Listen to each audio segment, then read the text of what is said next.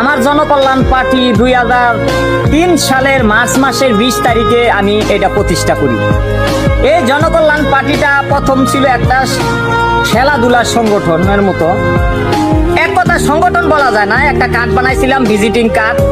সেখানে লেখা ছিল যে এখানে গান বাজনা, খেলাধুলা, মার্শাল আর্ট প্রশিক্ষণ দেওয়া হয়, এরকম কার্ড দেখায় একটা সংগঠনের মতন আমি খালি বিলি করতাম।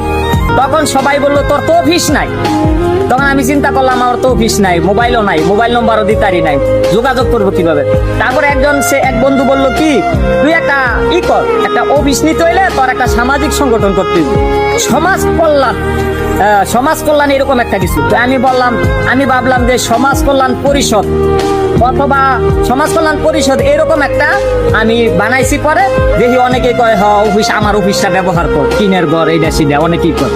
তখন থেকে আমার বুদ্ধি খুললো যে আসলে সমাজ কল্যাণ পরিষদ কইরা আমি যদি খেলাধুলার সরঞ্জাম ওইখানে রাখতে পারবো, এমনকি সমাজ কল্যাণে কিছু কাজও করতে পারবো, যেহেতু তারা ওইটার লগে সম্পৃক্ত আছে কিছু লোক।